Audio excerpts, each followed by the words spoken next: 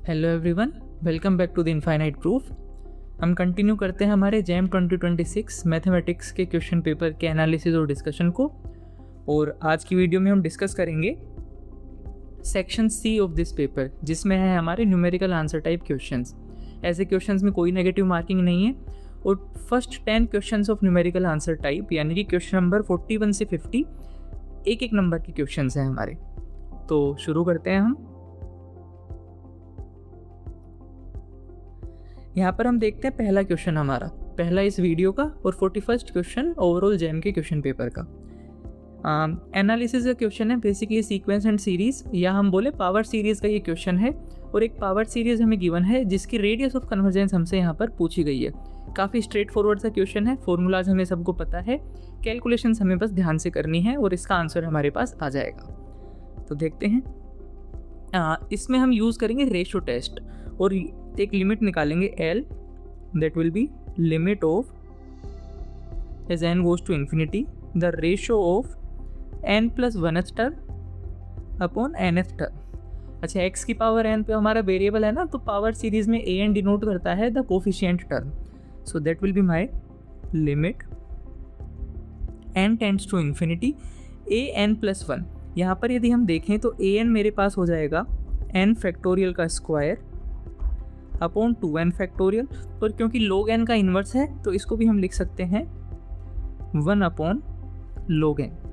सो अब हम value substitute कर देते हैं an+1 और an की, तो मेरे पास कुछ इस तरह की चीज़ें निकल के आएंगी। यहाँ पर आएगा मेरे पास n+1 फैक्टोरियल का स्क्वायर, डिनोमिनेटर में मेरे पास आएगा 2n+2 का फैक्टोरियल, क्योंकि 2 के साथ n+1 मल्टीप्लाई में हो रहा है, एक्सपेंड करेंगे तो 2n+2 आ जाएगा मेरे पास। और साथ में हमारे पास 1 अपॉन log ऑफ n+1। इस चीज़ को हमें डिवाइड करना है an से, तो जो टर्म्स आएंगी वो कुछ इस तरह से आ जाएंगी 2n factorial upon n factorial का स्क्वायर इंटू log n, और यहाँ पर मोड हमारा खत्म। क्योंकि n की वैल्यू एक नेचुरल नंबर है, यानी कि एक या एक से बड़ी है, तो यहाँ पर ना ये मोड रिडंडेंट है, हम मोड ना भी लगाएं तो हमारा काम चल जाएगा। सो जो L लिमिट है मेरे पास, and that will be limit n tends to infinity. और चीज़ों को हम क्लब करना शुरू करते हैं, सिमिलर सी चीज़ों को। तो सबसे पहले तो मेरे पास आ जाएगा n+1 के फैक्टोरियल का स्क्वायर अपॉन n फैक्टोरियल का स्क्वायर, फिर मेरे पास आ जाएगा 2n फैक्टोरियल अपॉन 2n+2 का फैक्टोरियल, और लास्ट में फिर मेरे पास आ जाएगा log n upon log of n+1। इस चीज़ की हमें लिमिट निकालनी है फैक्टोरियल्स की प्रॉपर्टीज़ को यूज़ करके, जिसको हम आगे थोड़ा और सिंप्लीफाई करेंगे। So this will give us L equals to limit n tends to infinity n+1 factorial को जब हम n फैक्टोरियल से डिवाइड करेंगे तो हमारे पास केवल एक फैक्टर रह जाएगा n+1, और क्योंकि यहाँ पर स्क्वायर है तो हम लिखेंगे इसको n+1 का whole square. Similarly 2n factorial ऊपर है, 2n+2 फैक्टोरियल डिनोमिनेटर में है। जब हम इसको सिंप्लीफाई करेंगे तो हमारे पास बचेगा 1 अपॉन 2n+2 इंटू 2n+1, और log वाले फैक्टर्स को हमने एज इट इज़ यहाँ पर रहने दिया। ठीक है, डिनोमिनेटर में हमारे पास एक टर्म है 2n+2, इसमें से यदि मैं 2 कॉमन ले लूँ और फिर मेरे पास बचेगा n+1 का फैक्टोरियल डिनोमिनेटर में, न्यूमरेटर में है n+1 का होल स्क्वायर। तो चीज़ें कुछ इस तरह से मेरी सिंप्लीफाई होंगी, देखना। L is equals to 1 upon 2 limit n tends to infinity n+1 upon 2n+1 into log n upon log of n+1। अब हम क्या करेंगे, लिमिट को सेपरेट कर देंगे इन दो टर्म्स में। किस तरह से देखते हैं। सो L मेरा बन जाएगा limit n tends to infinity, first term है मेरे पास n+1 upon 2n+1 into limit n tends to infinity, second term है मेरे पास log n upon log of n+1। दोनों लिमिट्स को हम इंडिविजुअली इवैल्यूएट करेंगे, देखते हैं किस तरह से। सो L मेरे पास यहाँ से आएगा limit n tends to infinity, numerator और डिनोमिनेटर दोनों में से मैं n को कॉमन निकाल रहा हूँ। सॉरी, यहाँ पर ना 1/2 का फैक्टर और था साथ में हमारे पास, सो 1/2 हमारा साथ साथ चले गई। न्यूमरेटर में से n कॉमन लिया, मेरे पास बचेगा 1 + 1/n। डिनोमिनेटर में से n कॉमन लिया, मेरे पास बचेगा 2 + 1/n into limit n tends to infinity log n upon log of n+1। जैसे जैसे n की वैल्यू इन्फिनिटी की तरफ जाएगी, यानी कि जैसे जैसे n की वैल्यू हम बहुत बड़ी लेते जाएंगे, log n और log ऑफ n+1 दोनों बहुत बड़े नंबर्स हमारे पास यहाँ पर बन के निकलेंगे, लेकिन आपस में ये दोनों बहुत नज़दीक होंगे इवेंचुअली, एंड जो इनका रेशो होगा वो मेरे पास 1 आ जाएगा। यानी कि जो सेकंड वाली लिमिट है मेरे पास, log वाली लिमिट है दिस थिंग, ये मेरी 1 को टेंड करेगी। तो हम लिखते हैं इसको थोड़ा, so that is equals to 1/2 limit n tends to infinity 1 + 1/n upon 2 + 1/n, और जो सेकंड लिमिट है वो मेरी 1 को टेंड कर ही रही है। पहली लिमिट के बारे में देखते हैं अब हम, कि जैसे जैसे n की वैल्यू बहुत लार्ज हो जाएगी 1/n की वैल्यू बहुत स्मॉल हो जाएगी, और हमें पता भी है कि limit n tends to infinity 1/n is same as 0। तो ये मेरे पास निकल के आ जाएगा 1/2, और इस लिमिट की जो वैल्यू है, अब देखो क्योंकि 1/n की लिमिट 0, इधर 1/n की लिमिट 0, तो मेरे पास बचेगा 1/2। So 1/2 into 1/2 that is equals to 1/4। So यहाँ से मुझे मिला L की वैल्यू 1/4। लेकिन जो रेशो टेस्ट की लिमिट आती थी, रेडियस ऑफ कन्वर्जेंस होता था उसका reciprocal. So in this case radius of convergence जो कि हमें चाहिए that is equals to 1/L, क्योंकि L की वैल्यू 1/4 थी, तो 1/L की वैल्यू हो जाएगी मेरे पास 4। सो क्वेश्चन नंबर 41 का जो करेक्ट आंसर है वो हो जाएगा 4 मेरे पास। चलते हैं हमारे अगले क्वेश्चन की ओर। फिर से आप देखोगे रियल एनालिसिस का क्वेश्चन है, सीक्वेंस एंड सीरीज पर बेस्ड ही हमारा क्वेश्चन है, और हमसे पूछा गया है एक इंटीग्रेशन की वैल्यू या एक इंटीग्रल की वैल्यू हमसे पूछी गई है। इंटीग्रल के अंदर एक समेशन है, तो हम क्या काम करते हैं कि पहले ना उस सम को डील करते हैं, उस सम को सिंप्लीफाई करने की कोशिश करते हैं, और सेकंड स्टेप में फिर हम इन्वॉल्व करेंगे इंटीग्रल को। सो जो ये अंदर सम है मेरे पास, इसको मैं लिख रहा हूँ S। तो अब देखो S is my summation from k = 1 to infinity log of 2 की पावर k x की power k-1 upon k-1 factorial. log 2 की पावर k है, तो मैं एक काम करूँगा, log 2 के एक फैक्टर को मैं सेपरेट कर लेता हूँ और समेशन के बाहर निकाल लेता हूँ कुछ इस तरह से। So that is equals to log 2 summation k = 1 to infinity। तो सम के अंदर अब मेरे पास बचेगा log 2 की पावर k-1 x की पावर k-1, और अपोन में मेरे पास आ जाएगा k-1 का फैक्टोरियल। थोड़ा और इसको हम सिंप्लीफाई करते हैं। So S is my log 2 summation from k = 1 to infinity, ये मेरे पास हो जाएगा x log 2 की पावर k-1 अपॉन k-1 का फैक्टोरियल।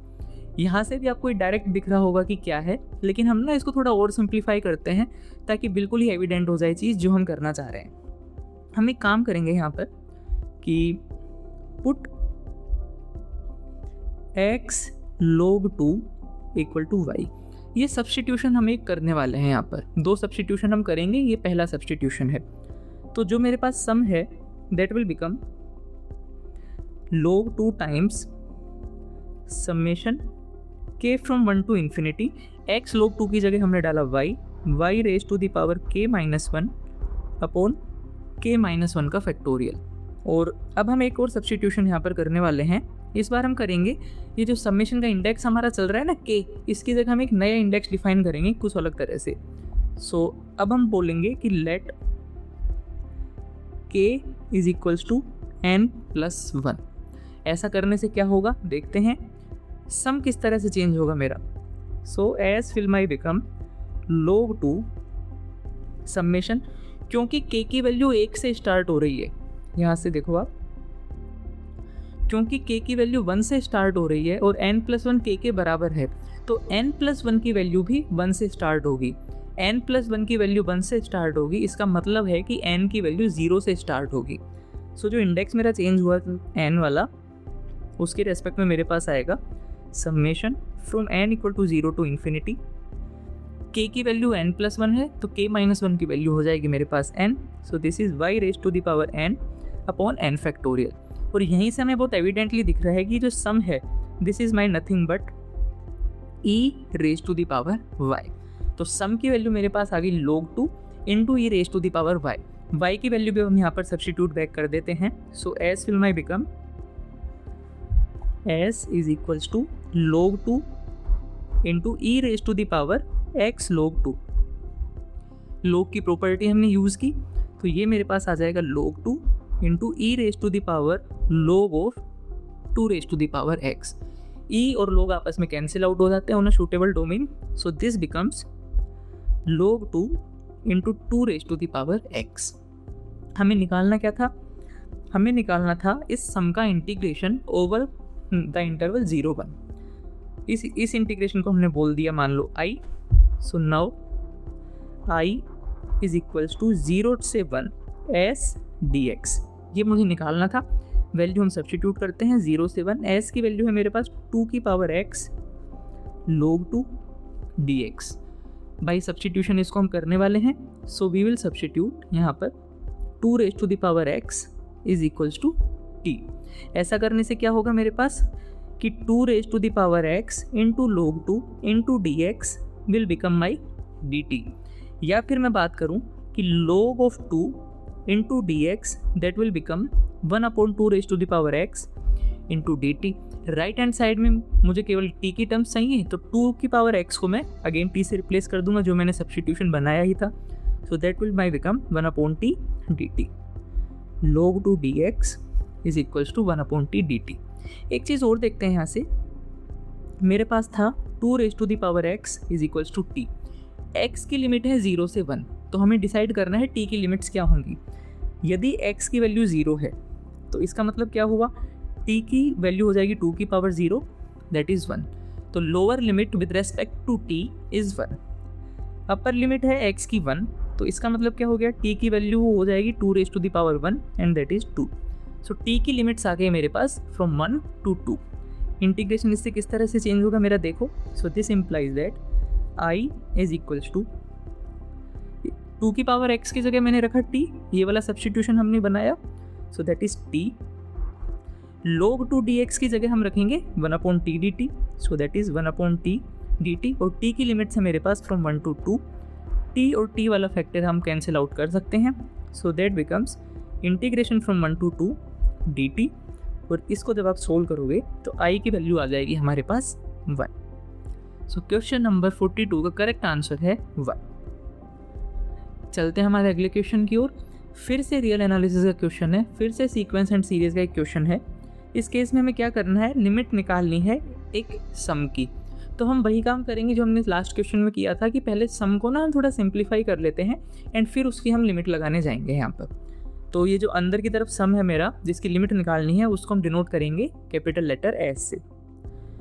और इसको यदि मैं कॉम्पैक्ट फॉर्म में लिखूँ सो this is nothing but summation starting from k equal to 1 going up to n, numerator is n square plus k and denominator becomes under root of n raised to the power 6 plus k।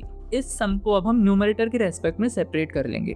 So this is my summation k equal to 1 to n square upon n raised to the power 6 plus k plus summation from k equal to 1 to n k upon n raise to the power 6 plus k। दोनों सम को हम individually evaluate यहाँ पर करने वाले हैं। पहले सम को हमने बोल दिया an, दूसरे सम को हमने बोल दिया bn। an और bn की वैल्यू हम निकालेंगे यहाँ पर, देखते हैं क्या आती है। सो पहले हम करेंगे विद रेस्पेक्ट टू an। किस तरह से करेंगे देखो, एक चीज़ बताओ, n raise to the power 6 plus k की वैल्यू है बिटवीन 1 एंड m। तो इस इनइक्वालिटी को आप सबसे पहले ऑब्जर्व करो। n square upon under root of n raise to the power 6 plus n is less than equals to n square upon under root n raise to the power 6 plus k is less than equals to n square plus under root n raise to the power 6 plus 1। और यहाँ पर जो हम k की value ले रहे हैं that is between 1 and n। आसानी से इनइक्वालिटी आप ऑब्टेन कर सकते हो। तो हम इसके थोड़ा सा आगे बढ़ते हैं। तीनों इनइक्वालिटीज़ में या इस इनइक्वालिटी के तीनों पार्ट्स में हम समेशन यहाँ पर लगाने वाले हैं। So this implies that summation from k equal to 1 to n square upon n raise to the power 6 plus n और इसका root is less than equals to summation k equal to 1 to n square upon root of n raise to the power 6 plus k is less than equals to summation k equal to 1 to n square upon n raise to the power 6 plus 1। ये एक equation मेरे पास आई, तो जो इसमें बीच में term है मेरे पास, the term in the middle of this inequality, यही तो मेरा an है। तो इसको हम थोड़ा सा और सिंप्लीफाई करके कुछ इस तरह से लिख सकते हैं। So this implies that summation from k equal to 1 to n square upon under root of n raise to the power 6 plus n is less than or equal to an, and it is less than or equal to summation from k equal to 1 to n square upon n raised to the power 6 plus 1। Summation का index है मेरा k, लेकिन आप देखोगे कि summation के अंदर जो चीज़ है वो तो k पर डिपेंड ही नहीं कर रही, तो पूरी की पूरी चीज़ को हम समेशन से बाहर लिख सकते हैं इनइक्वालिटी के फर्स्ट पार्ट में भी और इनइक्वालिटी के थर्ड पार्ट में भी। सो मेरे पास कुछ इस तरह की चीज़ आएगी निकल के, n square upon n raise to the power 6 plus n and summation from k equal to 1 to n of 1 less than equal to an less than equals to n square upon n raise to the power 6 plus 1 summation from k equal to 1 to n of 1। ये वाली जो चीज़ है summation from k equal to 1 to n of 1, इसका मतलब है 1 को n times add करना, 1 प्लस 1 प्लस 1 प्लस 1। तो 1 को जब हम n टाइम्स ऐड करेंगे तो मेरे पास निकल के आएगा n। तो इस इनइक्वालिटी को जब मैं थोड़ा और सिंप्लीफाई करूँगा, so I will get n cube upon n raise to the power 6 plus n less than equal to an less than equals to n cube upon n raise to the power 6 plus 1। और इसको हम थोड़ा simplify करते हैं, denominator में से n की cube हम बाहर निकालते हैं, तो मेरे पास चीज़ें कुछ इस तरह से बनेगी, n cube under root of 1 plus 1 by n raise to the power 5, बहुत ही ट्रिवियल सी कैलकुलेशन है ये, is less than equal to an less than equals to n cube upon n cube into 1 plus 1 upon n raise to the power 6। Root में से जब हम n raise to the power 6 बाहर निकालेंगे तो n क्यूब ही मेरे पास बचेगा। जो फैक्टर्स हमारे कैंसिल आउट हो रहे हैं उनको हम कैंसिल आउट कर देते हैं यहाँ पर, एंड फाइनली मेरे पास जो चीज़ निकल के आएगी that will be 1 upon 1 plus 1 upon n raise to the power 5 is less than equal to an is less than equals to 1 upon 1 plus 1 upon n raise to the power 6 इसका root. एक और काम अभी यहाँ पर हम साथ के साथ करने वाले हैं। दिस इम्प्लाइज दैट हम इनइक्वालिटी में लिमिट ले लेते हैं as n goes to infinity. So limit n goes to infinity, पहली टर्म की 1 plus 1 upon n raise to the power 5, दूसरी टर्म की limit n tends to infinity an, और फिर तीसरी टर्म की limit n goes to infinity 1 upon under root of 1 plus 1 over n raise to the power 6।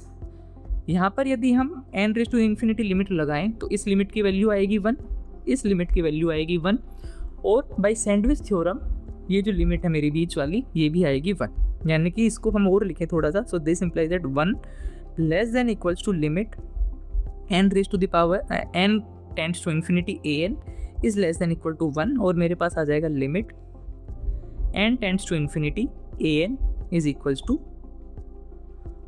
1। ये एक result मेरे पास निकल के आया।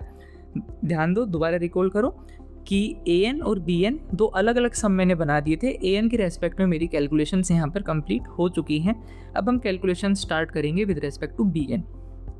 देखो bn मेरे पास है bn है summation k equal to 1 to n k upon under root n raise to the power 6 plus k। जैसे इनइक्वालिटी हमने an के केस में बनाई थी, सेम उसी तरह की इनइक्वालिटी हम bn के केस में बनाएंगे, क्योंकि k मेरा 1 और n के बीच में है, तो वो इनइक्वालिटी यहाँ पर मेरी निकल के आएगी 1 upon n raise to the power 6 plus n is less than और equal to k upon n raise to the power 6 plus k is less than और equal to n upon under root n raise to the power 6 plus 1। Again हम summation ले लेंगे दोनों side, तीनों side in fact of the inequality. जैसे ही हम summation लेंगे तो जो बीच में टर्म बनेगी मेरे पास that will be my B N. यहाँ पर मैं थोड़ा डायरेक्टली लिख रहा हूँ। So I will get summation from k equal to 1 to n 1 upon n raise to the power 6 plus n is less than equal to bn is less than equals to summation from k equal to 1 to n upon under root of n raise to the power 6 plus n। जैसे हमने an के लिए किया था ना कि ये जो सम के अंदर टर्म्स हैं ये तो k पर डिपेंड ही नहीं कर रही, तो ये बाहर आ जाएंगी। फिर मेरे पास बचेगा summation from k equal to 1 to n of 1, एक को यानी कि n बार ऐड करना। तो वो उस स्टेप से मेरे पास फिर जो चीज़ें आएंगी सिंप्लीफाई होके that will be n upon under root n raise to the power 6 plus n is less than और equal to bn is less than और equal to n square upon n raise to the power 6 plus 1। Again denominator में से n cube बाहर लेना, वो वाला सारा process हम करेंगे। So I will be left with 1 upon n square 1 plus 1 upon n raise to the power 5 is less than और equal to bn is less than और equal to 1 upon n 1 plus 1 over n raise to the power 6। तीनों side हम limit लेंगे।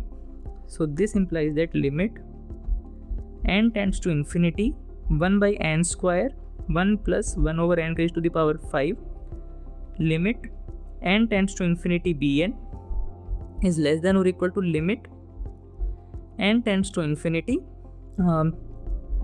1 upon n 1 plus 1 over n raised to the power 6। जैसे जैसे n infinity की तरफ approach करेगा जो हमारी फर्स्ट लिमिट है दैट विल टेंड टू 0 और जो हमारी लास्ट लिमिट है that will also tend to 0। So मेरे पास यहाँ से निकल के आएगा 0 less than or equal to limit n tends to infinity bn less than equal to 0. So I will be left with limit n tends to infinity bn is 0. Limit n tends to infinity an मेरे पास आया था 1, limit n tends to infinity bn मेरे पास आ गया 0। अब यहाँ से देखो स्टार्टिंग स्लाइड से हमारे पास हमें निकालना क्या है, हमें यहाँ पर निकालना है limit n tends to infinity और अंदर वाले सम को क्योंकि मैंने s मान लिया था सो मुझे ये वाली क्वांटिटी निकालनी है limit n tends to infinity s है मेरे पास an प्लस bn। तो एक्चुअली में मुझे निकालना है limit n tends to infinity s is equals to limit n tends to infinity an plus limit n tends to infinity bn। n tends to infinity an और limit n tends to infinity bn ये दोनों मैं calculate कर चुका हूँ, तो direct values put करने पर मुझे मिल जाएगा। So this implies that limit n tends to infinity s is equals to limit n tends to infinity an plus limit n tends to infinity bn। पहले वाले की वैल्यू थी 1, दूसरे वाले की वैल्यू थी 0 और आंसर आ जाएगा 1। s की limit as n goes to infinity is coming out to be 1 which is the correct answer for this question. So यहाँ पर आ जाएगा 1, करेक्ट आंसर इज 1। चलते हैं हमारे अगले क्वेश्चन की ओर। फिर से हम देखेंगे लिमिट का ही क्वेश्चन है, limit of a function. Again real analysis का क्वेश्चन, फिर से 4 इन अ रो। सो इस वाली चीज़ को हम सेपरेट करते हैं पहले। सो जो मुझे निकालनी है, मान लो लिमिट को मैं डिनोट कर दूँ L से। So my limit L will be limit x tends to 0 1 upon x और 1 माइनस 1 अपॉन साइन x को मैंने कर दिया separate plus limit x tends to 0 e raise to the power 1 minus cos x upon x। इस तरह से मैंने L limit को 2 पार्ट्स में सेग्रीगेट कर दिया। फर्स्ट पार्ट को हम बुला रहे हैं L1, सेकेंड पार्ट को हम बुला रहे हैं L2 और दोनों को अब हम इंडिविजुअली ट्रीट करने वाले हैं। My L1 is limit x tends to 0 1 upon x minus 1 upon sine x में मैं एलसीएम वगैरह लेके चीज़ों को कुछ इस तरह से लिख पाऊंगा, sine x minus x upon x sine x. अब जब हम इसमें x की वैल्यू 0 पुट करके देखेंगे, साइन 0 इज़ 0 माइनस 0, एक्स की जगह 0 रखेंगे और डिनोमिनेटर भी मेरे पास आ जाएगा 0। So we are getting a 0/0 form. यहाँ पर हमारा लगेगा एल-हॉपिटल रूल। वो रूल क्या कहता था कि जब भी हमारे पास इनडिटर्मिनेट फॉर्म आ जाए, यानी कि 0/0, इन्फिनिटी अपॉन इन्फिनिटी या ऐसी कोई फॉर्म आ जाए, तो न्यूमरेटर को हम सेपरेटली डिफरेंशिएट करेंगे और डिनोमिनेटर को हम सेपरेटली डिफरेंशिएट करेंगे, और जो रिजल्टिंग टर्म आएगी उसकी लिमिट हम निकालेंगे, जो कि सेम आएगी जो एक्चुअल लिमिट मुझसे पूछी गई थी। सो बाय एल-हॉपिटल रूल ये मेरे पास आ जाएगी चीज़, limit x tends to 0। Numerator को जब डिफरेंशिएट किया तो sin x का डिफरेंशिएशन मेरे पास हो गया cos x, x का डिफरेंशिएशन मेरे पास हो गया 1, और x sin x का जब हमने डिफरेंशिएट किया सो that is x cos x plus sin x। Okay, इसमें चेक करते हैं, जब हमने न्यूमरेटर में 0 पुट किया तो cos 0 इज़ 1 माइनस 1, न्यूमरेटर मेरा आ गया फिर से 0। डिनोमिनेटर में पुट करेंगे x इंटू कोस एक्स है तो ये भी 0 हो जाएगा, बिकॉज x को हम 0 पुट कर रहे हैं, और साइन 0 की वैल्यू होती है 0। सो अगेन न्यूमरेटर भी 0 आ रहा है, डिनोमिनेटर भी 0 आ रहा है, we are again getting a 0/0 form. फिर से हम एल-हॉपिटल रूल यहाँ पर लगाएंगे, and my L1 will become limit x tends to 0। Numerator को जब हम डिफरेंशिएट करेंगे, कोस एक्स का डिफरेंशिएशन होता है मेरे पास minus sine x, 1 is constant, so उसका डिफरेंशिएशन हो जाएगा 0। डिनोमिनेटर को जब हम डिफरेंशिएट करेंगे सो x कोस एक्स का डिफरेंशिएशन हो जाएगा cos x minus x sine x, और साइन एक्स का डिफरेंशिएशन यहाँ पर हो जाएगा मेरे पास कोस एक्स। थोड़ा सिंप्लीफाई करके लिखें, so limit x tends to 0 minus sine x upon 2 cos x minus x sin x। अब हम फिर से x की वैल्यू 0 पुट करके देखते हैं और चेक करते हैं कि हमारे पास क्या आता है। न्यूमरेटर में जब x की जगह हमने 0 डाला, मुझे मिला sin 0 विच इज़ 0। डिनोमिनेटर में जब हमने x की जगह 0 डाला, सो यहाँ पर है 2 cos 0, cos 0 की वैल्यू होती है 1, सो ये आ गया 2 माइनस 0, यानी कि न्यूमरेटर 0 आ रहा है, डिनोमिनेटर नॉन 0 आ रहा है, तो ये लिमिट डिफाइंड हो गई यहीं पर, और यही इस लिमिट की एक्चुअल वैल्यू हो गई which is coming out to be 0। So यहाँ से एक चीज़ मुझे मिली, L1 की वैल्यू 0। अब हम कैलकुलेट करेंगे यहाँ पर L2 की वैल्यू। देखो L2 मेरे पास है limit x tends to 0 e raise to the power 1 minus cos x upon x. जब भी हमारे पास ऐसी सिचुएशन होती है ना कि किसी कॉन्स्टेंट की पावर में x आ रहा है, तो हम log लेना प्रेफर करते हैं दोनों side. So this gives us log of L2 is equals to log of limit x tends to 0 e raise to the power 1 minus cos x upon x.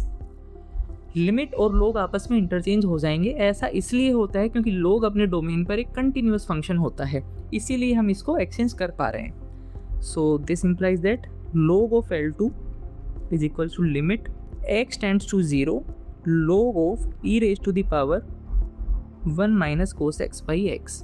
log और e आपस में cancel out हो जाएंगे, so I will get L2 is equals to limit x tends to 0 1 minus cos x upon x.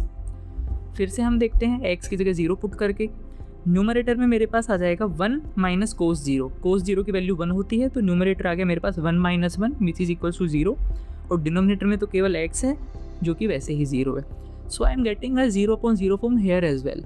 Again वही चीज़, L-Hôpital rule हम यहाँ पर लगाएंगे और लिमिट मेरी फिर कुछ इस तरह से दिखेगी। So log of L2 is equals to limit x tends to 0। Numerator को जब हमने डिफरेंशिएट किया, 1 का डिफरेंशिएशन हो गया 0, और माइनस कोस एक्स का डिफरेंशिएशन मेरे पास हो जाएगा साइन एक्स। सिमिलरली डिनोमिनेटर में है x जिसका हम डिफरेंशिएशन करेंगे तो वो आ जाएगा 1। अब जब हम x की वैल्यू 0 पुट करेंगे तो न्यूमरेटर तो आ जाएगा मेरे पास 0, लेकिन डिनोमिनेटर रहेगा मेरे पास नॉन 0, तो log ऑफ L2 की वैल्यू मेरे पास निकल के आएगी 0। यहाँ पर मैं और क्लियरली लिखूँ, log of L2 is equals to 0। अब आप बताओ मुझे किस नंबर का log 0 होता है, यानी कि log of what is equal to 0। इस कॉन्सेप्ट को यदि मैं यूज़ करूँ, या दूसरी चीज़ भी आप कर सकते हो कि दोनों तरफ e raise to the power आप कर दो। तो यहाँ से मैं बोल सकता हूँ e raise to the power log of L2 is equal to e raise to the power 0। So यहाँ से मेरे पास क्या आ जाएगा, e और log तो आपस में कैंसिल आउट हो जाएंगे, so L2 will be e raise to the power 0 which is 1। अब ध्यान दो, जो मेरी ओरिजिनल लिमिट थी L, that was my L1 plus L2। L1 की वैल्यू आई थी मेरे पास 0, L2 की वैल्यू आई है मेरे पास 1, सो L की वैल्यू हो जाएगी मेरे पास 1। Which is the correct answer for this question. So ये आ जाएगा मेरे पास 1 और ये भी आ जाएगा मेरे पास 1। चलते हैं हमारे अगले क्वेश्चन की ओर। डिफरेंशियल इक्वेशन का ये क्वेश्चन है और इक्वेशन की एग्जैक्टनेस के बारे में ये डील करता है। तो जो हमारे पास स्टैंडर्ड इक्वेशन होती थी जब हम एग्जैक्ट डिफरेंशियल इक्वेशन करते थे वो कुछ इस तरह की होती थी। देखो, M d x plus N d y is equals to 0। और इस इक्वेशन को हम एग्जैक्ट कब बोलते थे? जब del M by del y is equals to del N by del x होता था।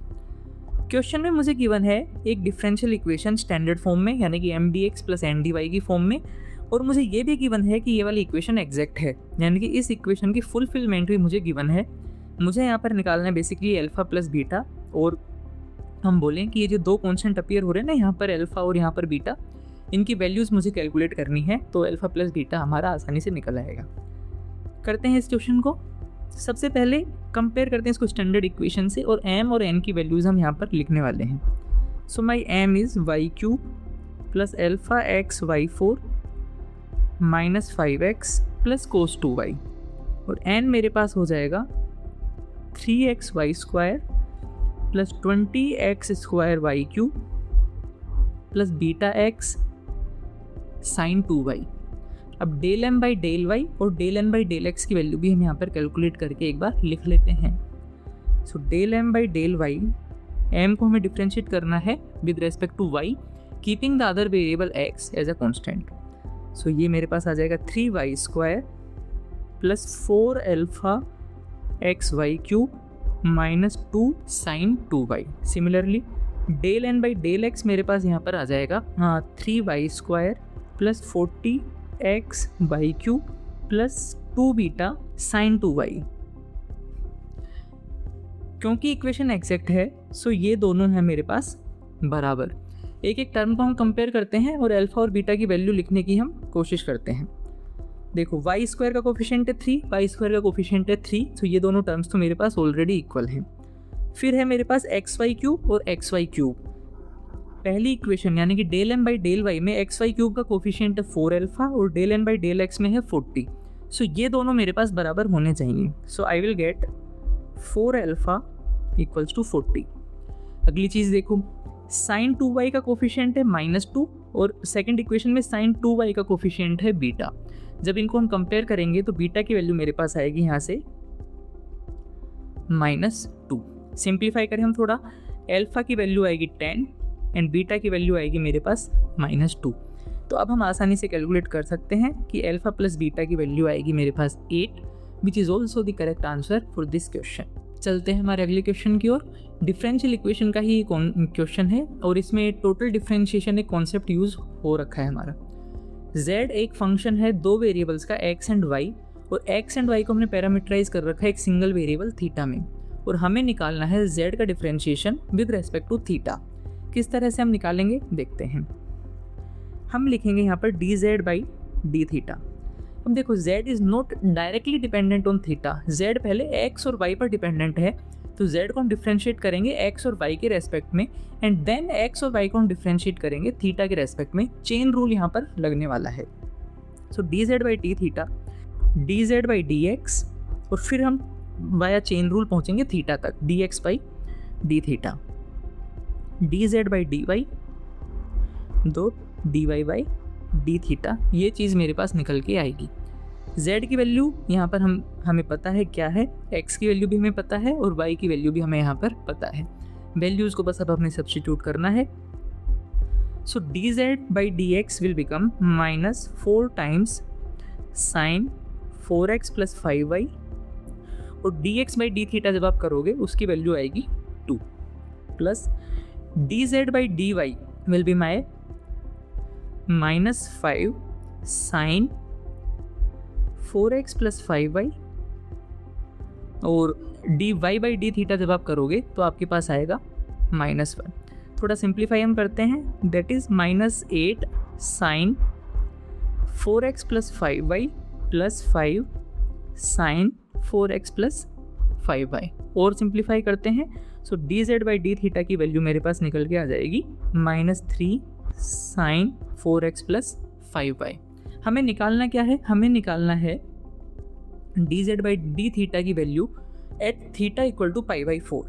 अब क्योंकि z डायरेक्टली तो डिपेंडेंट है नहीं, z डिपेंडेंट है x और y पर, so dz by d theta की value at theta equal to pi by 4 will involve x and y की value at theta equal to pi by 4। तो हम पहले लिख लेते हैं x की वैल्यू क्या है थीटा एट पाई बाई 4 पर, और y की वैल्यू क्या है theta equal to pi by 4 पर। सो हमने लिखा यहाँ पर कि x at theta equal to pi by 4 क्या होगा, हम यूज़ करेंगे x की ये वाली equation. So that will be pi by 2 plus 2 into pi by 4, that is pi by 2 plus pi by 2 which is equals to पाई।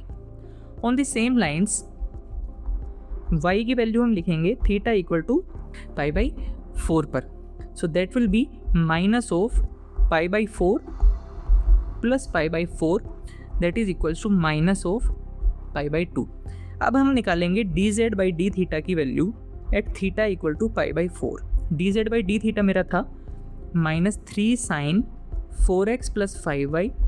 अब क्योंकि हम राइट हैंड साइड में देख रहे हैं ना x और y इन्वॉल्व हैं, तो हम यहाँ पर कुछ इस तरह से पुट करेंगे x की value at theta equal to pi by 4 और y की value at theta equal to pi by 4।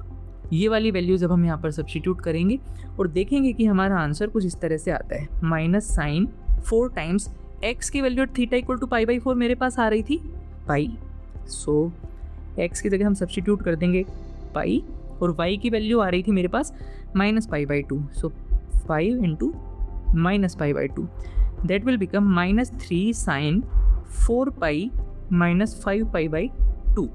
और थोड़ा इसको सिंप्लीफाई करें, so dz by d theta at theta equal to pi by 4 is equals to -3 sine 3 pi by 2। ये चीज़ मेरे पास निकल के आएगी यहाँ पर, और साइन 3 पाई बाई 2 की वैल्यू हमें पता है होती है -1, so this will give us -3 into -1 that is equals to 3 which is also the required answer for this question. चलते हैं हमारे अगले क्वेश्चन की ओर। ग्रुप थ्योरी का ये क्वेश्चन है, यानी कि एब्स्ट्रैक्ट अलजेब्रा का ये क्वेश्चन है, और होमोमॉर्फिज्म से ये डील करता है। ये हमें बोल रहा है क्वेश्चन कि Cn हमने एक ले लिया cyclic group of n elements, और C30 हमने ले लिया साइक्लिक ग्रुप ऑफ 30 एलिमेंट्स, दोनों साइक्लिक ग्रुप हैं। Cn से C30 पर एक सर्जेक्टिव होमोमॉर्फिज्म है, यानी कि कुछ कुछ ऐसी सिचुएशन है मेरे पास कि f from Cn to C30 is surjective. किसी भी पर्टिकुलर n के लिए Cn से C30 पर, या मैं थोड़ा रिफ्रेम करूं, किसी भी शूटेबल n के लिए Cn से C30 पर कितने सर्जेक्टिव होमोमॉर्फिज्म हो सकते हैं वो हम यहाँ पर निकालने की कोशिश करते हैं। Cn क्योंकि एक साइक्लिक ग्रुप है, तो हम बोलेंगे कि let A be a generator of Cn। कोई एक जनरेटर हमने ले लिया, ऑब्वियस सी बात है साइक्लिक ग्रुप में एक से ज़्यादा जनरेटर्स भी पॉसिबल हैं, क्योंकि अब हम यहाँ पर यूज़ करेंगे f की सर्जेक्टिविटी, क्योंकि f is surjective, therefore fa must be a generator of C30। यदि सर्जेक्टिविटी वाली कंडीशन नहीं होती तो हम ये लाइन यहाँ पर नहीं लिखते, क्योंकि सर्जेक्टिविटी वाली कंडीशन है, इसलिए मेरे पास एक कंडीशन निकल के आई या एक प्रॉपर्टी निकल के आई कि जो Cn का जनरेटर है ना वो C30 के जनरेटर पर ही मैप होगा।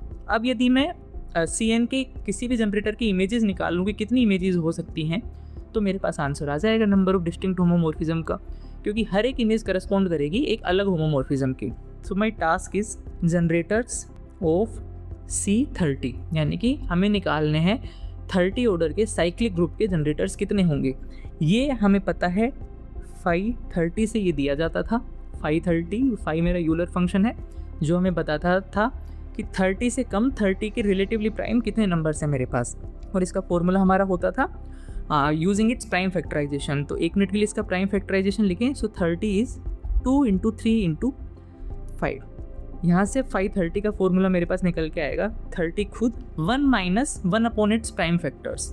सो 1 minus 1 upon 2, 1 minus 1 upon 3, 1 minus 1 upon 5। This implies that 530 is equals to 30 times 1 upon 2 into 2 upon 3 into 4 upon 5। Cancel out चीज़ों को जब हम करेंगे, सो 2 इंटू 3 इंटू 6 इंटू 5 30 से 30 वाला फैक्टर कैंसिल आउट, और मेरे पास बचेगा 8। यानी कि CN के किसी भी जनरेटर के लिए 8 ऑप्शंस मेरे पास अवेलेबल है C30 में to make FN surjective homomorphism. So इस क्वेश्चन का करेक्ट आंसर भी मेरे पास हो जाएगा 8। चलते हैं हमारे अगले क्वेश्चन की ओर।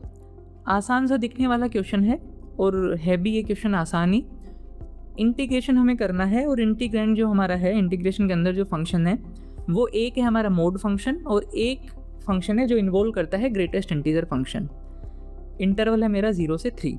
मोड फंक्शन और ग्रेटेस्ट इंटीजर फंक्शन जब भी हमें डील करना हो इंटीग्रेशन के अंदर या कहीं भी और, तो हमें ध्यान देना पड़ेगा कि किस डोमेन में ये क्या डेफिनेशन ले रहे हैं, यानी कि इनका थोड़ा सा हमें एक्सपेंडेड फॉर्म लिखना पड़ेगा 0 से 3 इंटरवल में। कुछ इस तरह से देखो, मोड ऑफ x-1 को यदि मैं एक्सपेंड करूँ तो ये मेरे पास निकल के आएगा x-1 if x is greater than और equal to 1 and 1 - x if x is less than 1। Similarly मैं ग्रेटेस्ट इंटीजर फंक्शन के लिए बात करूं ऑन द इंटरवल 0 से 3, तो ये मेरे पास निकल के आएगा 0 if 0 less than equal to x less than 1, 1 if 1 less than equal to x less than 2 and 2 if 2 less than equal to x less than 3। ये कुछ सिचुएशन है, यानी कि अलग अलग डोमेन्स पर ये mode of x-1 and greatest integer function of x इस तरह से वैल्यूज ले रहे हैं। इस पूरे इंटीग्रेशन को यदि मैं i मान दूं तो अब इसको मैं ब्रेक कर पाऊंगा अलग अलग सब इंटरवल्स में। So on the first interval from 0 to 1 my mode of x-1 is 1 - x, तो यहाँ पर हम रखेंगे 1 - x और जो सेकेंड फंक्शन है मेरा x into greatest integer function of x। On this interval 0 to 1 greatest integer function x gives 0, सो ये जो सेकेंड टर्म है ना x into greatest integer function of x, ये हो जाएगी मेरी 0 and I will be left with only 1 - x into dx। अगले interval पर चलते हैं 1, 2 इंटरवल एक के बाद में ही आता है, तो मोड ऑफ x-1 की यहाँ पर डेफिनेशन लगेगी x-1। Greatest integer of function की वैल्यू है मेरे पास 1 और 1 इंटू x करेंगे मेरे पास आएगा x, सो यहाँ पर हमने लिखा -x इंटू dx। अगला इंटरवल 2 to 3 में भी x-1 की डेफिनेशन, मोड ऑफ x-1 की definition remains x-1। Greatest integer function की वैल्यू इस इंटरवल में हो जाएगी मेरे पास 2, उसको मल्टीप्लाई करना हमें x के साथ, सो दिस इज -2x dx। और चीज़ों को थोड़ा सिंप्लीफाई करते हैं, so I can write i as integration from 0 to 1 - x dx, फिर plus integration from 1 to 2 -1 dx, plus integration from 2 to 3 -x -1 dx। इस चीज़ को हम सोल्व करते हैं, जो भी आंसर आएगा वही हमारा इस क्वेश्चन का भी आंसर हो जाएगा। So this implies that i is equals to x - x² 2 limit going from 0 to 1 -1 का इंटीग्रेशन हम करेंगे, मेरे पास आएगा x integration going from 1 to 2। अच्छा, यहाँ से हम कंफ्यूज ना हो जाए इसलिए हम इसको इस तरह से लिखते हैं, x integration going from 1 to 2 plus या माइनस हम यहाँ पर लगा देते हैं और मेरे पास निकल के आएगा x² 2 plus x limits going from 2 to 3। Limits को हम सब्स्टिट्यूट करते हैं, सो इस केस में लिमिट्स मेरे पास आ जाएंगी 1 - 1/2 और जब हम 0 पुट करेंगे तो मेरे पास चीज़ें 0 ही रहेंगी। -2 - 1 upper limit minus lower limit, minus upper limit हम रखेंगे 9/2 प्लस 3, लोअर लिमिट जब हम रखेंगे 2 to the 4/2 is 2 - 2। 1 - 1/2 is 1/2, 2 - 1 is 1, सो -1। यहाँ पर देखो 3 है और फिर -4 है, यानी कि -1 और एक माइनस साइन पहले से बाहर है, so that will be +1 -9/2। So this gives us 1/2 - 9/2 that is -8/2 which is -4। Integration की वैल्यू आई मेरे पास -4 which is also the correct answer for this question. चलते हैं हमारे अगले क्वेश्चन की ओर। लीनियर अलजेब्रा का ये क्वेश्चन है और हमें दिया हुआ है कि कोई पर्टिकुलर वेक्टर है C³ का, यानी कॉम्प्लेक्स नंबर्स इन्वॉल्व हैं और वो किसी मैट्रिक्स A के नल स्पेस में भी है और उस मैट्रिक्स के ट्रांसपोज यानी कि A ट्रांसपोज के रेंज स्पेस में भी है। तो हमें निकालनी है, एक वेरिएबल है यहाँ पर x, उसकी वैल्यू। तो देखते हैं जो कंडीशन हमें गिवन है उसी को लेके हम चलते हैं। ये बोल रहा है कि वी वेक्टर है वो ए के नल स्पेस में है, तो यहाँ से मेरे पास आएगा A into V is equals to the zero vector. फिर ये बोल रहा है कि जो वी वेक्टर है वो ए ट्रांसपोज के रेंज स्पेस में है, तो यहाँ से मुझे मिलेगा A transpose into some vector u is equals to v. भाई रेंज स्पेस में होने का क्या मतलब है कि वो ए की रेंज में है। ए की रेंज में होने का मतलब क्या है कि ए को जब हम किसी वेक्टर के साथ ऑपरेट करें तो वी मुझे मिलना चाहिए, या फिर हम बोलें कि कोई ना कोई वेक्टर यू ऐसा मिल जाएगा कि जिसको जब हम ए के साथ ऑपरेट करें तो मुझे वी मिलेगा। अब यहाँ से हम एक क्वांटिटी डिराइव करने की ट्राई करेंगे, और यही हम क्यों करेंगे इसका रीज़न क्या है देखो, क्योंकि मैट्रिसेस हमारी इन्वॉल्व है ए और ए ट्रांसपोज। तो ये जो वी ट्रांसपोज वी आया है ना, ये इसका आइडिया हमें यहीं से लगेगा कि क्वेश्चन में हमें ए ट्रांसपोज गिवन है या ए स्टार गिवन है। यदि ए स्टार गिवन होता तो यहाँ पर हम निकालते वी स्टार वी। तो देखते हैं वी ट्रांसपोज भी मेरे पास अब क्या हो जाएगा। वी की वैल्यू है मेरे पास ए ट्रांसपोज यू, इसका हमने ले लिया ट्रांसपोज, और दूसरे वाले वी को मैंने रहने दिया as it is. A transpose u का होल ट्रांसपोज मेरे पास निकल के आएगा यू ट्रांसपोज, ए ट्रांसपोज का ट्रांसपोज इंटू वी। किसी भी मैट्रिक्स के ट्रांसपोज का transpose is the same matrix again, so this is nothing but u transpose A v. V A के नल स्पेस में भी है और ए वी की वैल्यू मेरे पास है 0, सो दिस थिंग बिकम्स 0। तो एक क्वांटिटी मेरे पास निकल के आ गई, या एक इक्वेशन मेरे पास निकल के आ गई कि v transpose v is equals to 0। इसी चीज़ को हम यूज़ करेंगे और हम निकालेंगे हमारी x की वैल्यू। अब देखो v ट्रांसपोज मेरे पास क्या है, v एक कॉलम वेक्टर है तो v ट्रांसपोज एक रो वेक्टर बन जाएगा given by √5 iota 2 iota x, और v तो मेरे पास है ही एक कॉलम वेक्टर √5 आयोटा 2 आयोटा और x, और ये मुझे दे रखा है या ये अभी हमने निकाला 0 के बराबर। थोड़ा सिंप्लीफाई करते हैं चीज़ों को। जब हम मल्टीप्लाई करेंगे रो वेक्टर को कॉलम वेक्टर से तो मेरे पास आएगा √5 iota into √5 iota, that is equals to 5 iota square. Simplify करके लिखें तो -5। 2 आयोटा इंटू 2 आयोटा, 2 2 जा 4, iota square is -1, that is -4। x को x से हमने मल्टीप्लाई किया तो मेरे पास निकल के आया +x square, and this we have found out to be equal to 0। तो यानी कि यहाँ से मुझे क्या मिला, x स्क्वायर की वैल्यू इज इक्वल्स टू 9, और हम बोले x की वैल्यू इज इक्वल्स टू +-3, और हम बोले मोड x की value is equals to 3, which is also the correct answer for this question. Mod x is equal to 3। तो चलते हैं हमारे वीडियो के लास्ट क्वेश्चन की ओर। एक 5x5 की मैट्रिक्स है जिसका डिटर्मिनेंट है 2, और Q एक मैट्रिक्स है जो कि कोफैक्टर्स की एक मैट्रिक्स है। इस मैट्रिक्स को यूज़ करके हम लिखेंगे एडजॉइंट ऑफ P क्या होगा। देखो मेरे पास, सो एडजॉइंट ऑफ P जो कोफैक्टर की मैट्रिक्स होती है उसी का ही तो ट्रांसपोज होता है, so that is nothing but transpose of the matrix Q। दोनों मैट्रिक्स का हम डिटर्मिनेंट लेते हैं, so this implies that adjoint of P का determinant is equals to Q transpose का डिटर्मिनेंट। किसी मैट्रिक्स के ट्रांसपोज का determinant is same as its own determinant, so this is nothing but determinant of Q। तो यहाँ से मैं लिख सकता हूँ determinant of Q is equals to determinant of adjoint of P। Adjoint of P निकालने का तरीका मेरे पास था, that was determinant of P raise to the power n-1, where n was order of the square matrix. यहाँ पर वो given है 5x5, तो P raise to the power या determinant of P raise to the power 5-1। So this implies that determinant of Q is equals to 2 raised to the power 4, which is 16. Hence the correct answer to this question is 16. तो एक चीज़ हमने भी observe की अभी कि जो ये numerical answer type questions हमने अटैम्प्ट किए हैं ना 10, ये इतने हार्ड नहीं थे। किसी स्टूडेंट की थी थोड़ी सी अबव एवरेज तैयारी भी है तो इनमें से 4 से 5 क्वेश्चन आसानी से कर सकता है। और इस जैम के क्वेश्चन पेपर में हमारी बस एक वीडियो रहती है जिसमें हम डील करेंगे क्वेश्चन नंबर 51 to 60।